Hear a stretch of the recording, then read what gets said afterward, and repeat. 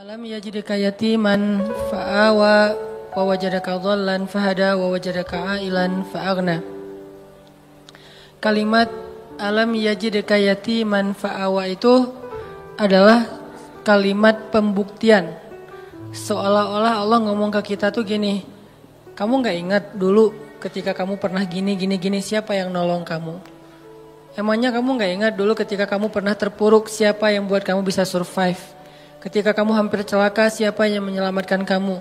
Ketika kamu gini, siapa yang menolong kamu dan seterusnya. Jadi alam di sini Allah pengen ngingetin kita. Jadi kalimat alam adalah kalimat permintaan dari Allah supaya kita ingat-ingat lagi nih pengalaman hidup kita. Ada yang pengalamannya sampai ekstrim, second life misalnya, hampir celaka, terus bisa selamat. Ada yang pengalamannya masalah hutang, ada yang pengalamannya hampir bunuh diri tapi nggak jadi gara-gara diputusin. Ada yang macam-macam kan pengalaman orang maya. Nah itu kalimat alam yajidka yatiman, yajidka itu Allah mendapati kamu dalam status nggak ada apa-apa sebetulnya. Kita tuh awalnya nggak punya apa-apa, bukan siapa-siapa, nggak bermodalkan apapun. Allah yang fa'awa, fahada, fa'aghna, itu terjadi kepada kehidupan kita masing-masing. Kalau dalam bahasa kisah Nabi, fa'awa di masa Abdul Muthalib, fa'awa di masa Halimah, fa'awa di masa Abu Talib, dan fa'awa di masa Khadijah. Ini semuanya bentuk-bentuk fa'awanya Allah kepada Rasulullah SAW. Kalau kita terjemahin ayat itu dengan kisah Nabi Musa, alam yajidka yatiman fa'awa, itu bisa teman-teman temuin di surat Toha dan surat Al-Qasas. Nanti di dalam surat-surat itu Allah ngejelasin tentang gimana dulu Nabi Musa dihanyutkan ke Sungai Nil. Walaqad mananna 'alaika marratan ukhra idh awhayna ila ummika ma yuha أن قذفيه في التابوت فقذفيه في اليم فليلقه اليم بالساحل يأخذه عدو لي وعدو له وألقيت إليك محبة مني ولتصنع على عيني. Ketika Allah mengilhamkan kepada ibu Musa, wahai ibu Musa, hanyutkanlah bayimu di Sungai Nil kalau pengen selamat. Pengen selamat, jangan kamu simpan di rumah, jangan kamu rawat sendiri, jangan kamu bawa lari ke hutan, hanyutkan ke Sungai Nil. Supaya selamat dari siapa? Dari Firaun. Ini perintah Allah. Kadang-kadang Allah ngasih kita perintah dalam hidup itu gak logis. Menyelamatkan bayi kok malah dihanyutkan ke Sungai Nil. Kenapa gak dibawa lari aja ke dalam hutan, lalu ke pantai, lalu lupa. Kenapa nggak umpetin aja di rumah gitu? Kenapa nggak bikin rumah aja di yang jauh, atau mungkin ibu dan keluarga Musa ngungsi aja ke Madian misalnya, ke luar negeri. Jadi orang yang lari dari negeri Firaun. Kenapa nggak gitu aja yang lebih logis? Kenapa malah selamatkanlah bayimu dari Firaun dan tentaranya dengan cara hanyutkan ke Sungai Nil? Itulah hidup. Tidak semua perintah Allah itu kadang kita mengerti di awal, teman-teman. Kita cukup tahu bahwa ini perintah Allah, sami'na wa ata'na.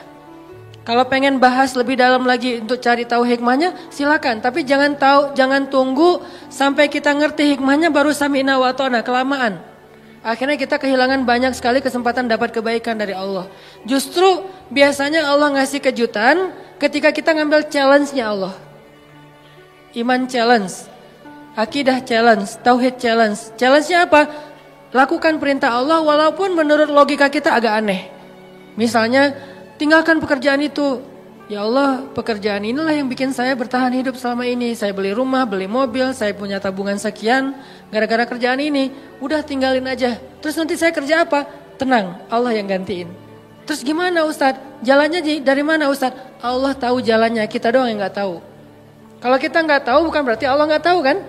Kita yang nggak tahu, Allah tahu. Karena Allah alimun, basirun, khabirun. Maha tahu, maha melihat, maha teliti, latifun, sami'un. Allah maha kuasa. Jadi kalau kita nggak tahu caranya, bukan berarti dia nggak bisa. Serahin aja sama Allah. Ketika kita serahin sama Allah, Allah nggak mungkin ngecewain kita. Kenapa? Allah nggak pernah ngecewain hamba. Kita aja ke teman kalau udah diserahin satu amanah, kita berusaha untuk bikin dia terkesan, nggak sampai bikin dia kecewa. Apalagi Allah. Hanyutkan bayimu ke sungai Nil supaya selamat dari Fir'aun. Setelah Allah kuatkan hati ibunya, akhirnya karena ibunya soleha, hanyutin bayinya ke sungai Nil. Berharap selamat dari Fir'aun. Cuman nggak bisa lepas juga, pakai kakaknya. Kakaknya yang jadi pengintai gitu, nyari tahu adiknya hanyut kemana. Ngalir, bukannya ke negeri yang jauh, bukannya ke Sudan kayak atau ke luar negeri kayak kan sungai Nil itu membelah berapa negara ya. Bukan sampai ke luar negeri. Gak lama kemudian malah masuk selokan yang mengarah ke tempat pemandian pribadinya Fir'aun. Ini makin gak logis nih. Luar biasa cara Allah tuh. Allah luar biasa cara membuat skenarionya tuh keren banget. Masuk ke selokan itu, kakaknya Musa makin khawatir. Gimana dengan adik? Dia masuk ke selokan itu. Langsung dilaporin ke ibunya. Di surat Al-Qasas dikisahkan ketika ibunya tahu Musa hanyutnya ke dalam selokan yang mengarah ke pemandian khusus Fir'aun. Hampir copot jantung ibu Musa. Hampir copot jantung ibu Musa. Kenapa?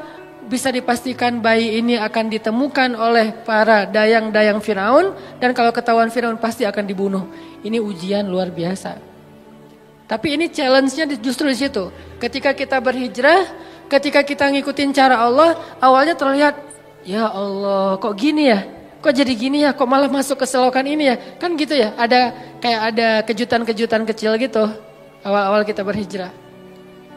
Baru aja kita halalin putusin, akhirnya putusin, dia langsung jadian sama orang lain. Kan itu berat banget ya. Dia kayak mudah banget gitu move on dari kita. Padahal kita mutusin itu cuman gertak doang biar dia mau halal gitu. Siapa yang takut kata dia. Akhirnya jadian sama orang lain. Itu tuh berat banget. Saya tahu rasanya. Jadi masuk ke selokan itu. Udah gitu ke sungai kecil. Ditemuin sama dayang-dayang Fir'aun, dikasih kepada istri Fir'aun. Qadarullahnya Allah udah kasih persiapan bahwa istri Fir'aun belum punya anak. Sehingga ketika dibuka tuh tabut, keranjang yang ada bayi Musa, dibuka, dilihat oleh istri Fir'aun. Allah bilang di surat Toha, wa alqaitu ilaika mahabbatan minni. Aku masukkan untukmu cinta dariku. Maksudnya apa? Tiba-tiba istri Fir'aun jatuh hati kepada bayi Musa. Siapa yang bikin dia jatuh hati? Allah. Sebagaimana Halimatus Sa'diyah jatuh hati kepada bayi Muhammad untuk menyusuinya secara gratis, begitulah istri Firaun jatuh hati kepada bayi Musa dan mau mengangkatnya sebagai anak tanpa bertanya siapa dan dari mana asal usulnya. Wa alqaitu ilaika mahabbatan minni. Gini cara Allah nolong hambanya. Fa'awanya tuh Allah datangkan orang yang mencintai kita. Tiba-tiba ada aja yang anggap kita kayak keluarga barunya. Pernah kan kita merantau, tiba-tiba di perantauan kita nggak kenal siapa-siapa, dapat keluarga yang sebetulnya dia nggak kenal dengan kita, dia nggak tahu background kita, basic kita dari mana asalnya, pokoknya dia tiba-tiba kayak sayang aja gitu sama kita. Saya di Mesir juga gitu, tiba-tiba ada aja orang Mesir yang sayang sama saya sehingga dianggap kayak anak angkatnya. Kamu kalau butuh apa-apa bilang ya, kamu kalau butuh apa-apa bilang. Setiap awal bulan, dan beliau siapa? Profesor lah gitu, dosen Al-Azhar. Kan banyak banget kemudahan gara-gara ada dosen, profesor, senior, kayak Allah jadikan tertarik kepada saya, senang. Kamu kalau butuh apa-apa bilang ya. Terus pas awal bulan dapat gaji langsung datengin, "Nak, kamu udah beli buku?" "Belum." "Kasih aja." "Udah sih, cuman kayak kurang aja gitu kan ya." "Belum." "Oh, ini beli buku." "Kasih, beli buku." Terus kalau dia lagi panen, di Mesir itu namanya adas. Adas itu kayak kacang hijau kita tapi warnanya oranye. Jadi fungsinya kayak kacang hijau, menghangatkan tubuh, bagus, biji-bijian. Kalau lagi panen adas, dia langsung bawa beberapa karung ke rumah tuh. "Nih adas buat kalian, panen anggur, panen apa, segala macam buah-buahan di kebun dia tuh dibawa ke rumah kita." Kenapa? Wa alqaitu ilaika mahabbatan minni. Allah yang bikin dia jatuh hati kepada orang ini. Sehingga akhirnya istri Firaun langsung jatuh hati kepada bayi Musa. Firaun enggak Karena Allah sudah mengunci hatinya. Bukan karena Allah mengunci hatinya, belum sih. Karena hatinya keras. Maaf salah. Jangan disensor. Karena hatinya keras. Karena Allah nggak akan mengunci hati seseorang sebelum Allah utus Nabi kan. Karena hatinya keras, jadi dia nggak akan bisa disentuh dengan cinta. Firaun tetap marah kepada Musa yang masih bayi. Ini pasti nih anak Bani Israel yang dibuang supaya nggak terbunuh nih. Gua bunuh nih sekarang. Jangan-jangan kata istrinya Firaun, dan dia ngebujuk suaminya dengan manja gitu. Gak pakai cantik sih, manja doang gitu. Akhirnya Firaun gak jadi ngebunuh Musa. Selamat Musa di satu adegan. Udah gitu gak lama kemudian Musa lapar. Musa kehausan. Wa wajadaka ailan fa'aghna. Gimana caranya keluarga Firaun bikin audisi. Siapa yang bisa menyusui bayi Musa dikasih dinar, dirham, emas, perak. Dikasih tempat kedudukan yang tinggi di dalam istana. Punya gelar ningrat. Dikasih rumah di dalam istana yang sangat bagus. Dari sekian banyak perempuan-perempuan yang ingin menyusui Musa, semua ditolak sama Musa. Karena kenapa? Allah mengilhamkan kayak gitu kepada bayi ini. Padahal kan sebetulnya kalau bayi polos biasa aja, asal ada yang nyusuin kan dia nyusu ya. Tapi Allah mentakdirkan Musa gak boleh nyusuin ke ini. Di antara sekian yang banyak audisi, yang terakhir justru yang diterima. Kenapa? Allah yang nentuin. Jadi gak masalah, ada yang datang pertama sebelum kita bawa Alphard, bayarin aja. Kalau Allah nggak mengikat hatinya, pasti ditolak. Walaupun modalnya, uang, apa segala macam, nggak, tenang. Abu Bakar datang ngelamar Fatimah, ditolak sama Nabi. Kurang apa coba Abu Bakar? Tajir, soleh. Kan ideal banget ya. Ada yang soleh, nggak tajir. Ada yang tajir, kurang soleh. Tajir, soleh. Tajir, soleh. Abu Bakar ditolak. Datang Umar. Tajir, soleh, kuat, cowok banget, ditolak juga. Ali awalnya, aduh, Abu Bakar aja ditolak, Umar aja ditolak, apalagi saya nih. Akhirnya kayak Ali cuma ngelewat doang depan rumah Nabi, lewat lagi. Dipanggil sama Nabi, Ali kenapa? Enggak ya Rasulullah gitu. Ali, kamu pengen menikahi Fatimah? Terserah sih. Akhirnya Nabi yang ngelamar Ali dalam bahasa ininya ya, adegannya, walaupun secara resmi nanti Ali yang ngelamar Fatimah. Nabi kayak yang nawarin kepada Ali, kenapa Allah yang bikin kayak gitu? Jadi gak usah pesimis, yang penting minta kepada pemilik hati, ya Allah kan hatinya bukan milik dia, milik engkau. Jadi saya mintanya ke engkau aja ya Allah, bukan ke dia. Nanti setelah engkau baru dia. Sehingga pas kita datang kayak bukan tipe dia banget, bukan standar dia banget, tapi buat Allah kita standar dia banget. Buat dia kita enggak banget. Enggak masalah kan? Yang penting buat Allah kita banget lah. Begitu kita datang dia enggak bisa bilang enggak. Kok saya ngomongnya iya ya? Pengen bilang enggak tapi enggak bisa gitu. Ya udah deh, ya aja. Jadi aja. Setelah itu Allah masukkan hub cinta sehingga dia mencintai kita mencintai dia karena Allah Subhanahu wa taala, dan itu mubarak, diberkahi. Itulah istri Firaun. Akhirnya Musa tinggal di situ, ibunya tinggal di situ, kakaknya, tetehnya tinggal di situ, AA-nya tinggal di situ. Siapa AA-nya Musa? Harun. Semuanya sekeluarga tinggal di situ. Ini namanya alam yajidka yatiman fa'awa. Allah yang bikin skenario yang kayak gitu. Ismail juga kayak gitu. Kemudian Yahya alaihissalam juga kayak gitu. Maryam juga kayak gitu. Alam yajidka yatiman. Maryam kan lahir gak punya ayah. Bukan gak punya ayah. Ayahnya udah wafat kan. Imran sama anak yatim perempuan lagi itu. Siapa yang fa'awa Maryam? Wa kaffalaha Zakaria. Zakaria yang mengawakan Maryam. Dan Zakaria cinta banget sama Maryam. Walaupun itu adalah ponakannya, tapi seperti putrinya sendiri. Dan Zakaria adalah sebaik-baik orang yang merawat Maryam. Walaupun ayahnya soleh banget, tapi ada yang lebih daripada ayahnya. Ayahnya orang soleh, Zakaria nabi. Sehingga Allah ingin Maryam ini dirawat bukan oleh ayahnya yang soleh, tapi oleh pamannya yang nabi, yaitu Zakaria. Ini cara Allah teman-teman. Sehingga itu menjadi bukti ma wadda'aka rabbuka wa ma qala. Andalin Allah aja deh. Kita mau hijrah, kita mau ganti kerjaan, kita mau dapetin pasangan, kita mau punya anak, kita mau, udah bilang aja sama Allah. Ada mau apa aja bilang aja sama Allah. Selama yang kita inginkan itu kebaikan, Allah malu untuk gak mengabulkan keinginan kita. Gak mungkin gak dikabulkan. Pasti. Kenapa saya bilang pasti? Allah sendiri mengatakan, ujibu da'watad da'i idza da'an. Kalau ada yang berdoa sama aku, curhat sama aku, ujib. Aku pasti akan nge-replay, akan ngerespon, akan ngejawab, akan nge-read. Gak mungkin enggak. Pasti dibalas sama Allah SWT. Kalau teman, pasangan, geng gak ngebalas WA, biasalah itu. Tapi kalau Allah gak mungkin enggak. Pasti di-read langsung dibalas sama Allah. Cuman balasnya Allah apa? Kadang dibalas dengan yang sama persis dengan yang kita minta. Kadang dibalas dengan yang lebih baik dari yang kita minta. Yang enggak dikasih yang sebaliknya yang buruk dari yang kita minta. Enggak mungkin.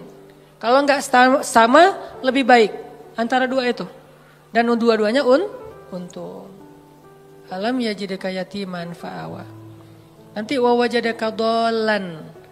Wawajadaka dhallannya Nabi. Mungkin teman-teman pernah dengar penjelasan dari Ustadz Abdul Somad. Saya pengen membandingkan aja. Kalau Nabi kasusnya kayak gitu. Pernah tersesat di sebuah perjalanan dari Mekah ke daerah Syam. Kemudian Allah tunjukkan jalan supaya sampai ke kota yang dituju. Nah kalau Nabi Musa pernah juga tuh. Kapan?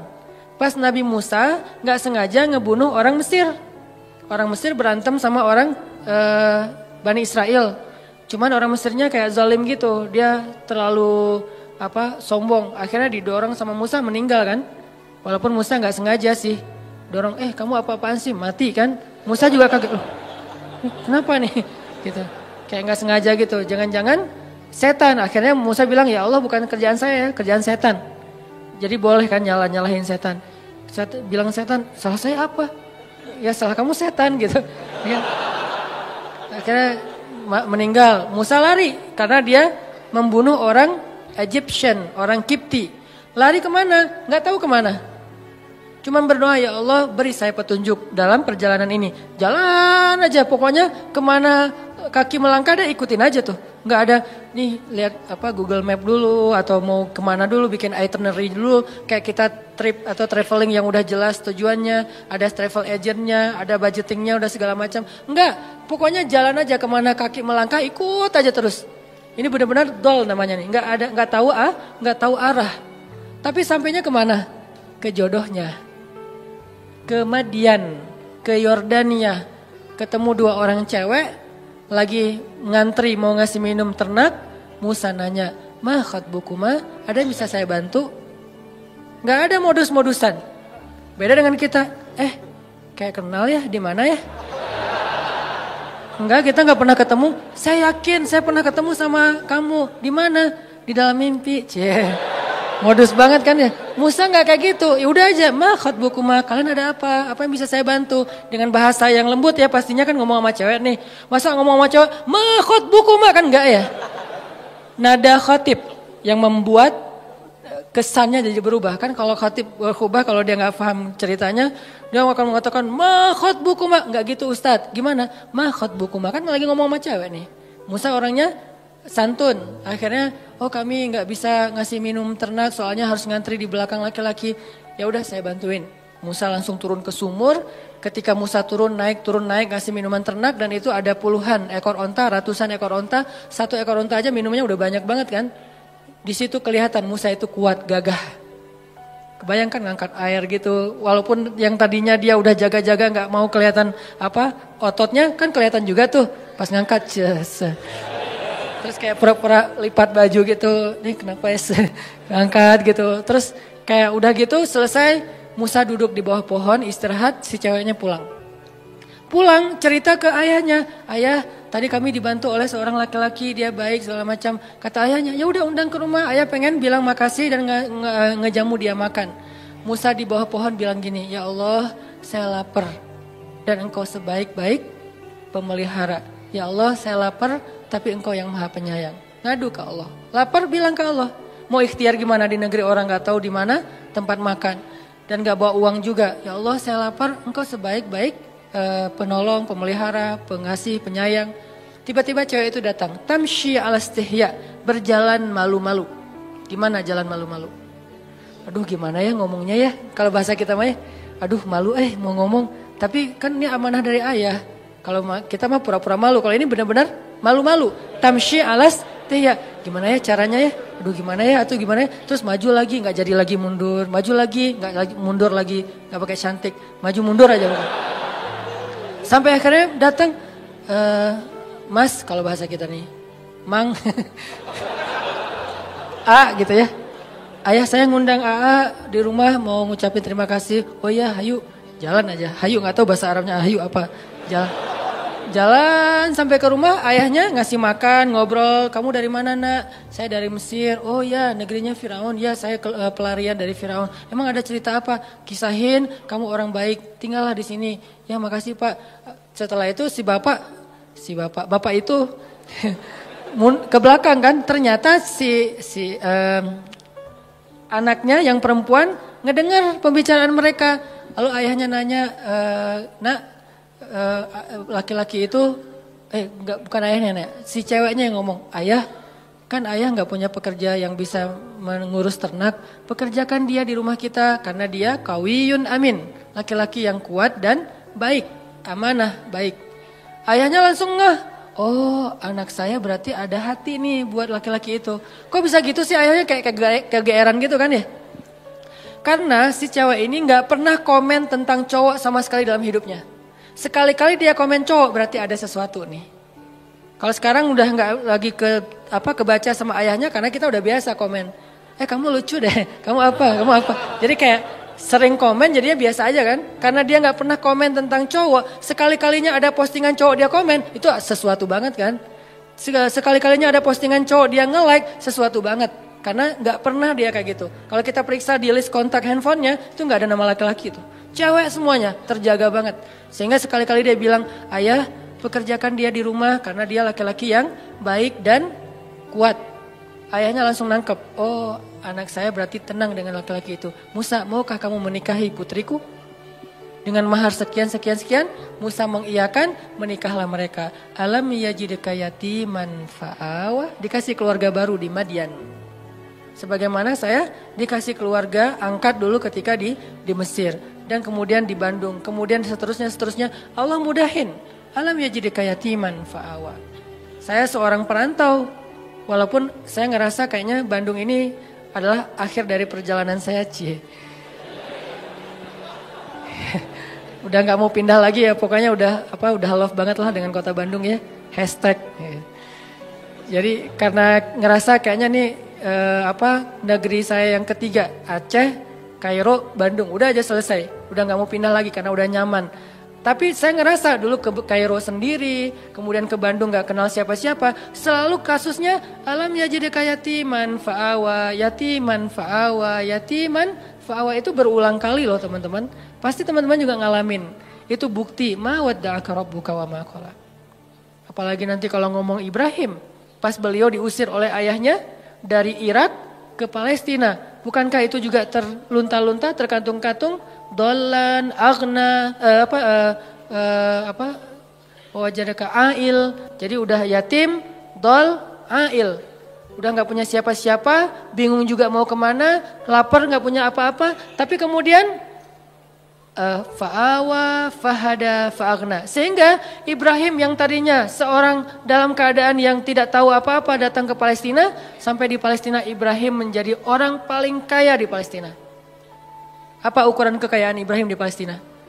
Ukuran kekayaan Ibrahim di Palestina, setiap malam Ibrahim menyembelih 100 ekor onta untuk para tamu.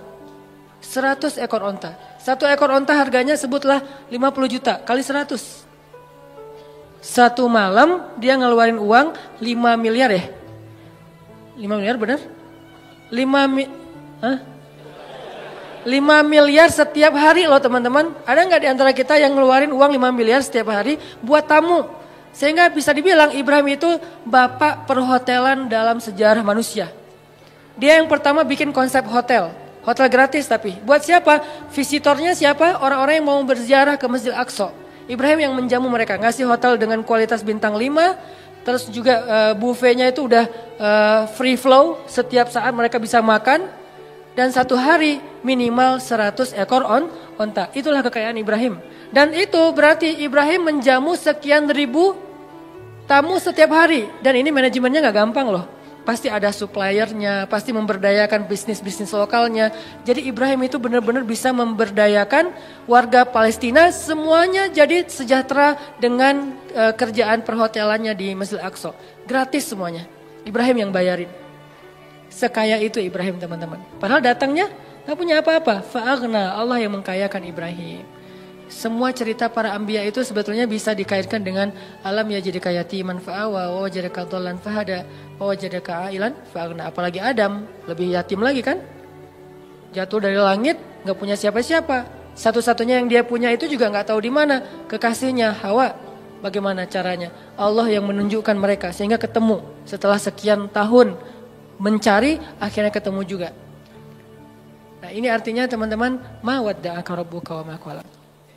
Part ketiga yang akan kita tuntaskan malam ini, fa ammal yatim fala taqhar wa ammas sa'ila fala tanhar wa amma bi ni'mati rabbika fahaddis.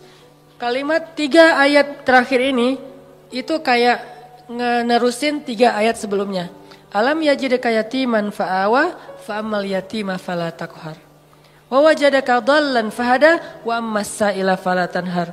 Wa wajadaka ailan fa'aghna wa amma bi ni'mati rabbika fahaddis. Jadi kayak pasangan-pasangan ayat. Bukankah Allah mendapatimu dalam keadaan yatim lalu Allah kasih kamu keluarga? Makanya kalau ketemu anak yatim, jangan kamu bersikap semena-mena kepada mereka. Karena Allah juga mendapatimu yatim wahai Muhammad, sehingga Nabi Muhammad sayang banget sama anak yatim dan sangat dekat kepada orang yang sayang kepada anak yatim. Sehingga Nabi mengatakan, orang yang mencintai anak yatim nanti di akhirat bersamaku itu seperti jari telunjuk dengan jari tengah ini. Dekat banget. Jadi kita bakal punya rumah bersebelahan satu klaster sama rumah Nabi. Kan seru banget ya. Punya rumah satu klaster sama rumah Nabi. Dan klaster itu klaster terbaik di surga. Yang satu butir debunya lebih mahal daripada dunia dan seisinya. Bukan 1 meter tanahnya. 1 butir debunya lebih mahal daripada dunia dan seisinya. Enggak ada lagi klaster wilayah tanah yang lebih baik daripada klasternya Nabi nanti di surga.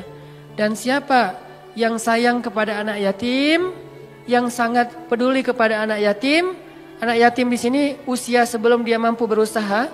Kalau 25 tahun terus dia jomblo gitu, terus dia kayak gitu, itu modus ya. Ustadz, dia tuh masih yatim loh. Ayahnya udah meninggal sekian tahun. Jadi saya kayak fa'awa gitu Ustadz ya. Ya boleh lah ya.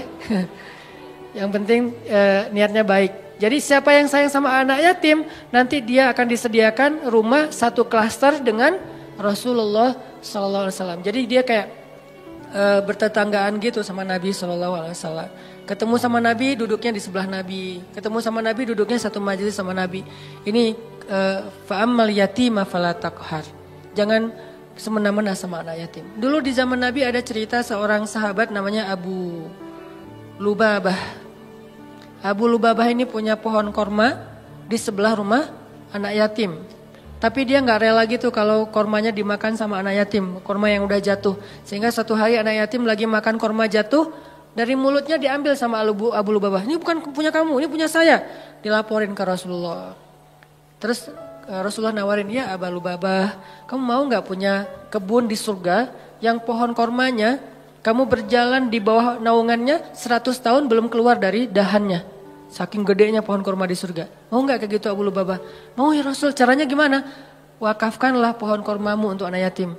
Gimana ya Rasul, itu pohon kurma kesayangan saya banget. Itu saya ada kenangan gitu. Maaf ya bukan gak mau. Dia kayak beralasan gitu gak mau nyerahin pohon kurmanya untuk wakaf anak yatim. Akhirnya Nabi gak maksa orangnya. Ya udah gak apa-apa, pergi aja. Tiba-tiba datang sahabat yang lain namanya Abu Lubabah. Dia bilang, ya Rasulullah, ada apa Abu Lubabah? Tadi saya mendengar Rasulullah nawarin sesuatu kepada Abu Dahdah yang kedua. Ada apa Abu Dahdah? Saya tadi dengar Nabi nawarin sesuatu ke Abu Lubabah, tapi dia nolak. Ya, emang kenapa? Kalau saya ngambil itu boleh nggak ya Rasulullah? Boleh, siapapun, kebaikan itu untuk siapa aja. Ya udah, tunggu ya Rasulullah. Langsung dia pergi ngejar Abu Lubabah. Ya Abu Lubabah, ya Abu Lubabah. Abu Lubabah nungguin, ya Abu Dahdah ada apa? Kamu tahu kan kebun kurma saya di Madinah? Siapa yang tidak tahu kebun kurma milik Abu Dahdah? Satu kebun kurma ada 600 pohon kurma. mata air sendiri, ada vilanya, luas banget kebunnya. Dan kebun itu paling subur, yang lain panen setahun 2 kali, yang ini 3 kali setahun. 4 bulan sekali panen. Teman-teman kalau mau berhitung, satu pohon korma sekali panen itu lebih dari 100 kilo. Satu pohon, satu dahannya aja udah berapa puluh kilo kan? Itu satu pohon lebih dari, sebutlah yang paling kecil 100 kilo. 1 kilo harganya 500 ribu. 500 kali 100, capek. Itu satu pohon. Dan Abu Dahdah punya 600 pohon. Jadi sekali dia panen korma, itu puluhan M loh keuntungannya. Sekali panen, dalam setahun dia panen 3 kali. Ratusan M dalam setahun. Kata Abu Dahdah, wahai Abu Lubabah, kamu tahu kan kebun kurma saya? Tahu, siapa yang gak tahu kebun kurma Abu Dahdah terkenal di Madinah. Mau gak kita barter? Kamu kasih pohon kurma kamu yang di pojok rumah anak yatim ke saya kasih kebun saya ke kamu, bukan pohon, kebun. Kata Abu Lubabah, yang benar, kamu gak lucu deh ininya, candanya. Nah ini mah dialog dari saya. Terus kata Abu Dahdah, saya serius, beneran. Ya udah, ayo, langsung transaksi, jadi deal. Mereka kemudian pergi ke rumah anak yatim. Wahai anak yatim, kata Abu Dahdah, mulai sekarang pohon ini Bapak wakafin buat kalian. Makanlah sesuka kalian dari korma yang ada di pohon ini. Kemudian gak lama kemudian dia ngajak Abu Lubabah ke kebunnya. Istrinya lagi bersih-bersih gitu. Kata Abu Dahdah, wahai istriku keluarlah. Ini sekarang bukan kebun kita lagi, sudah aku jual. Istrinya kaget, kamu jual ke siapa wahai Abu Dahdah? Kamu untung gak? Kata suaminya, untung banget. Ke siapa sih kamu jualnya? Ke Allah. Kata istrinya, itu baru untung. Itu baru perniagaan yang besar. Itu baru hebat. Istrinya ini soleha banget. Coba kalau kita ngomong gitu ke pasangan kita, kira-kira digapain? Didoain ya. Semoga kamu cepat. Ini istri yang soleha. Ini buat cewek-cewek ya. Kadang-kadang suami itu kalau lagi semangat, kadang-kadang kan nggak mikir ya. Kasih aja. Nah kalau dia lagi gitu, tapi tetap ada batasannya juga. Cuman dengan kualitas iman Abu Dahdah dan istrinya itu emang luar biasa, inspiring banget. Istrinya malah bahagia. Ya saya udah keluar. Wah, sekarang jadi milik siapa? Abu Lubabah. Silakan Abu Lubabah. Mereka pergi meninggalkan kebun itu sama sekali nggak nyesal. Cerita ini didengar oleh Rasulullah SAW dan Nabi mengatakan, duh betapa luasnya kebun Abu Dahdah di dalam surga. Aku melihat kebun Abu Dahdah itu mudhammatan, lebat sekali, warnanya hijau tua di dalam surga. Ini makna dari fa'ammal yatima fala taqhar. Sebegitu besarnya penghargaan Allah kepada orang yang menyantuni anak yatim. Terus angle yang kedua adalah al jaza min jinsil amal. Balasan itu sesuai dengan jenis amal. Jadi kalau dia pengen dapat fa'awa, alam yajidka yatiman fa'awa, pengen dapat itu, maka caranya fa'ammal yatima fala taqhar. Siapa yang menyantuni anak yatim, Allah santuni. Siapa yang menaungi anak yatim, Allah naungi. Siapa yang meringankan hajat anak yatim, Allah ringankan hajatnya. Al-jaza min jinsil amal, itu berlaku di surat Ad-Duha. Jadi itu bukan kaidah fikih akal-akalannya ulama. Karena ulama ketika membuat sebuah rumusan fikih atau persepsi fikih, itu berlandaskan pemahaman mereka terhadap ayat dan hadis kan. Ayatnya salah satunya, fa'ammal yatim fala taqhar. Hasilnya alam yajidka yatiman fa'awa. Wa ammas sa'il fala tanhar. Kalau ada orang yang nanya, karena ada dua tafsir nih. Ada yang bilang sa'il di sini orang yang meminta pertolongan, ada yang bilang sa'il di sini orang yang nanya jalan. Kalau ada yang nanya jalan ke kamu, lalu kamu menunjukkan jalannya, maka Allah juga akan wa wajadaka dhallan fahada. Makin sering kita ngebantu orang untuk menemukan jalan, makin sering kita dengerin curhat teman kita, makin sayang Allah untuk dengerin curhat kita. Maka sabarlah mendengar curhat temannya. Walaupun kadang-kadang emang capek sih, tapi sabarlah. Latihlah mendengar curhat teman, sehingga kita jadi seorang suami yang mau mendengar curhat istri. Nanti ketika kita udah nikah, Neng mau cerita, apa? Kayak semangat gitu kan ya. Iya tadi ada cerita sama teman-teman gini-gini. Kita jadi pendengar yang baik. Bukan langsung kita patahkan. Kenapa? Karena udah terbiasa di kos-kosan jadi tempat curhatnya teman-teman sekos-kosan. Sampai ibu kos juga curhatnya ke kita gitu. Iya itu yang kamar sebelah suka telat aja bayar kos-kosan. Ya bu. Saya juga gitu ya bu. Kamu gak apa-apa soalnya kamu udah dengerin curhat. Ya pokoknya jadi orang yang wa amsaila fala tanhar. Jadi kalau ada orang yang nanya ke kita, minta pertolongan ke kita, kita berusaha untuk membantu dia, Allah juga akan berusaha membantu kita. Contohnya Nabi SAW. Nabi itu kalau ada yang minta tolong nggak pernah nolak. Kalau beliau nggak bisa nolong sendiri, beliau akan cari orang untuk nolong dia baru ditinggalin. Jadi nggak ada yang datang langsung Nabi, maaf ya nggak bisa. Mungkin kita nggak bisa gitu-gitu amat lah ya, tapi berusaha. Nggak semua kasus kita bisa ambil. Tapi ada satu dua yang kadang-kadang kita kayak berjuang banget. Ada banyak orang yang mengetuk pintu rumah kita, yang nelpon ke nomor kita, yang datang kepada kita minta tolong. Mungkin di antara sekian banyak, jangan semuanya ditolak. Harus ada satu dua yang kita ambil, entah kenapa pokoknya Allah yang pilihkan dia untuk kita. Terus kita coba tuntaskan hajat dia sampai selesai. Siapa yang meringankan hajat saudaranya di dunia, Allah ringankan hajat dia di dunia dan di akhirat. Balasannya bukan cuma di dunia, bahkan di akhirat. Sehingga ketika kita di akhirat nanti bingung di padang mahsyar itu kan perjalanan jauh banget ya. Kebayang gak sih dari sini ke Palestina itu jalan kaki? Kok Palestina Ustadz? Karena tempat berhisab itu adalah negeri Palestina. Ini salah satu keutamaan dari negeri Palestina itu adalah mim makanin qarib yang Allah sebutin di Al-Quran. Arti makanin qarib, tempat yang dekat itu adalah Palestina kata ulama tafsir. Sehingga nanti sidang Allah itu di padang mahsyar adanya di negeri Palestina. Negeri Palestina dari Indonesia jaraknya jauh, padahal buminya masih segini. Sedangkan bumi mahsyar beribu-ribu kali lipat lebih besar daripada bumi ini. Berarti jaraknya ribuan kali lebih jauh daripada yang sekarang. Kita meninggal di Indonesia, dikuburin di Indonesia. Nanti ketika kita bangkit, kita harus jalan ke Palestina. Palestinanya udah berapa ribu kali lipat lebih jauh dari yang sekarang. Jalan kaki teman-teman. Gak ada petunjuk sama sekali. Arahnya sudah berganti, kiblat atau timur barat udah berubah. Gimana cara kita menemukan spot hisab? Susah banget kan? Kalau enggak karena Allah, wa wajadaka dhallan fahada. Dulu di dunia kita sering nolongin orang, sering nunjukin arah ke orang lain, sering bantuin orang di jalan, sering bantu orang ketika kesusahan. Allah bantu nanti kita di akhirat. Sehingga tiba-tiba dikasih kendaraan, kita kayak kasih tumpangan buat teman, itu enggak ada yang kelewat sama catatan Allah. Kamu kan dulu pernah ngasih tumpangan ke teman kamu pulang taklim. Padahal kamu pulangnya ke Padalarang, dia ke Cilenyi, kamu anterin dia dulu. Akhirnya balik lagi ke tengah, gak sampai Padalarang, nginep di TSB. Gak kuat gitu ya. Tadinya nanyanya sih kayak serius gitu. Pulang kemana saya anterin? Oh boleh. Udah aja naik motor kemana Cilenyi. Ngomong dari tadi. Kan beda arah timur dan barat.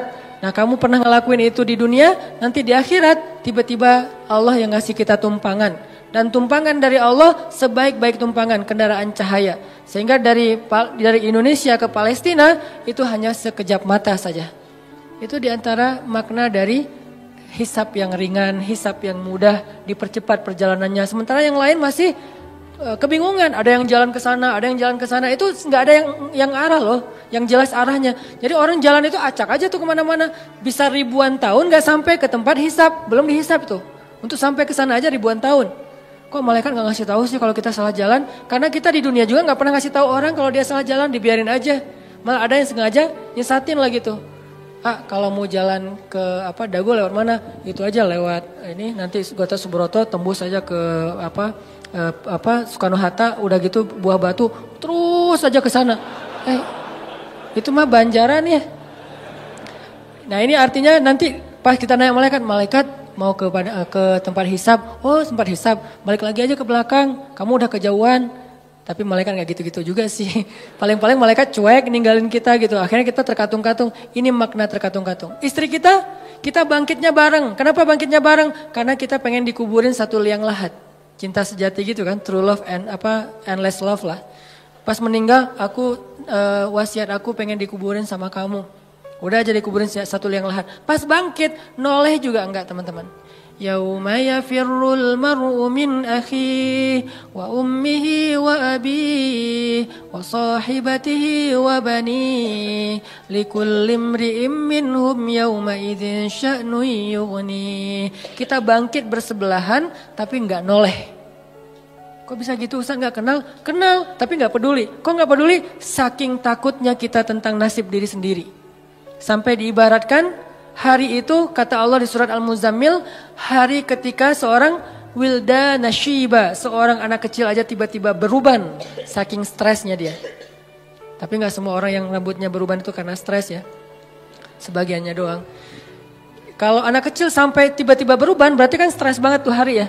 Kita nggak noleh ke pasangan kita. Terus kapan kita kenal dengan pasangan kita Ustadz? Nanti setelah edisi part ini udah lewat, nanti ada adegan kita udah mulai saling kenal, saling menyapa, bahkan saling menuntut, saling menjatuhkan, saling menolong. Itu ada adegannya nanti. Tapi di adegan pertama nggak sama sekali nggak peduli. Suaminya tersesat, istrinya nggak akan nolong. Sehingga yang bisa nolong kita hari itu hanyalah apa yang hari ini kita lakuin teman-teman. Sehingga kalau kita nemuin ada sa'il itu bisa orang yang minta tolong, bisa orang yang nanya jalan, fala tanhar. Jangan bikin dia kecewa, jangan sakitin hatinya. Kalaupun kita nggak bisa bantu dia, minimal jangan sampai kita manna wal adha, menyakiti dia dengan kata-kata kita. Jangan. Setidaknya kita kalau nggak bisa tolong pun ya sudah, ya nggak bisa nolong aja. Jangan udah nggak bisa nolong, nyakitin lagi tuh. Kayak kita nggak bisa nolong teman-teman di Palestina. Ya udah jangan ngomong ngapain sih jauh-jauh. Udah nggak usah. Kalau pengen nolong yang dekat-dekat silahkan. Mau dua-duanya lebih bagus lagi. Mau yang sana juga nggak masalah. Yang penting jangan nyakitin. Jangan kita beranggapan bahwa yang di Palestina itu jauh nggak perlu ditolong. Yang di Suriah itu jauh nggak perlu ditolong. Padahal kondisi mereka itu luar biasa memprihatinkan. Bahkan dahsyat sekali keadaan mereka. Tapi kita udah nggak nolong, ngomong lagi. Jadi kalau mereka dengar kasihan. Perasaan mereka kayak gimana gitu. Ya udah jangan. Termasuk orang di sekeliling kita, keluarga besar kita. Kadang-kadang ada kakak adik kita yang minta tolong. Kita kayak sebel gitu sama dia. Giliran butuh aja lo minta tolong. Jangan, udah aja diem. Kalau kita nggak mau nolong atau nggak bisa nolong, diem aja. Kenapa? La tanhar. Jangan sakiti orang yang meminta pertolongan. Sehingga nanti al-jaza min jinsil amal. Allah juga akan membalas kita dengan cara yang sama. Na'udzubillah min dzalik. Wa amma bi ni'mati rabbika fahadis. Nikmat Allah sampaikanlah. Maksud menyampaikan nikmat Allah itu ada banyak. Salah satunya adalah kita bicarakan kebesaran-kebesaran Allah. Allah tuh baik banget, Allah gini. Sehingga dengan pembicaraan kita, orang yang mendengar jadi semakin yakin sama Allah. Kayak tadi cerita saya di Thailand, simple sebetulnya, cuman hal yang sepele banget. Tapi itu bagian dari tahadus bin ni'mah. Tujuannya apa? Tujuannya biar kita yang mendengar makin yakin sama Allah, makin bergantung sama Allah, makin taat di jalan Allah. Itu namanya wa amma bi ni'mati rabbika fahadits. Jadi teman-teman, 3 ayat terakhir itu ada 2 angle yang kita bisa lihat. Satu, ternyata kalau kita pengen dapat satu kebaikan, maka tanamlah kebaikan yang sama di ketika kita bisa. Nanti saat kita butuh, Allah akan membalas kita dengan kebaikan yang sejenis. Saya pernah cerita dulu saya di Kota Baru Parahyangan, habis taklim malam-malam gerimis, saya pulang pakai mobil, ngelihat di jalan ada ibu-ibu sama anak gadisnya lagi jalan kaki. Kota Baru di Masjid Al-Irsyad itu kan ke jalan raya jauh ya. Dan malam-malam gak ada damri, gak ada angkot, gak ada ojek. Beliau jalan kaki berdua, gerimis lagi tuh, pakai payung. Saya waktu itu tinggal di Cihanjuang, saya mau keluar dari masjid ngelihat ada ibu-ibu sama putrinya lagi jalan, saya samperin, Bu, butuh tumpangan? Oh boleh Ustadz, mau kemana? Mau ke depan? Ya udah ikut aja. Karena saya nggak bawa pasangan, mereka duduk di belakang. Itu etikanya ya, jangan duduk di depan, nanti jadi fitnah. Udah aja duduk di belakang. Dan itu tidak menghina. Oh jadi kayak supir dong, nggak apa-apa. Karena demi menjaga fitnah. Biarkan dia duduk di belakang berdua, saya di depan. Kalau ngomong, ya ngomong aja. Sesekali ngelihat ke menghargai. Dia cerita, Ustadz tadi saya ikut talim Ustadz. Oh Masya Allah, ibu jadi ikut talim. Terus tadi gimana kesininya? Naik damri, soalnya kalau sore itu masih ada damri, saya masuknya pakai damri. Pulangnya biasanya jalan kaki, biasanya. Berarti udah beberapa kali itu. Oh gitu, maaf ya saya nggak tahu. Ya udah dianterin. Sampai di depan, jadi kayak nggak enak hati gitu diturunin di jalan ya, nggak tuntas kan. Udah saya tanya, ibu rumahnya di mana? Masih di daerah Padalarang gitu, daerah Cimareme, agak turun dikit. Ya udah saya anterin aja ke rumahnya. Enggak ngerepotin nih Ustadz, enggak. Padahal biasanya saya langsung masuk tol kan. Keluar Baros, cepet. Ini lewatin Cimareme kan macet-macet gitu. Enggak apa-apa saya anterin. Ya udah sejalan, padahal enggak sejalan sebetulnya. Saya harusnya ke tol. Dianterin sampai ke rumah, kan sepele banget kan.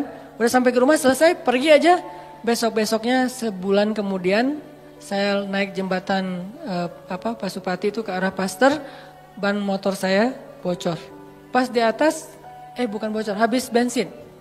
Saya lagi tight banget jadwal hari itu, nggak sempat ngisi bensin. Saya pikir masih sampai lah ke pasar, kan ada pom bensin tuh. Paksain aja, pas di atas, pas habis. Mati aja. Saya dorong, baru berapa detik saya dorong, tiba-tiba datang anak muda, nyamperin, Mas mau di step gitu. Oh boleh, di step aja mana didorongin, pakai motor dia sampai ke pom bensin, akhirnya saya bisa ngisi bensin. Saya jadi teringat, dulu saya pernah nolong orang di jalan, sekarang Allah nolong saya di jalan. Dan itu timingnya tuh pas banget. Kalau dia lebih cepat sedetik, udah gak ngelihat saya di belakang. Kalau saya lebih lebih lambat sedetik, dia nggak ketemu. Allah yang bikin timingnya, pas habis bensin dia datang. Kalau saya lebih cepat setengah jam, saya udah sampai ke pom bensin dorongnya kan ya, nggak ketemu dia. Jadi pas banget, baru berapa detik dorong dia datang. Dan dia, maaf lupa saya ceritanya, bukan di step, dia bawa selang gitu kan. Saya lupa ceritanya. Dia bawa selang bukan di step. Berarti 2 kali kejadiannya. 1 kalinya di step. Udah kebiasaan. Pasti ada yang nolong lagi nih. Kan saya kemarin habis nolong orang. GR gitu kan sama Allah. Benar ada yang nolong. Jadi ada yang di step. Yang ini bawa selang. Kan jarang banget ada anak muda kemana-mana bawa selang gitu kan.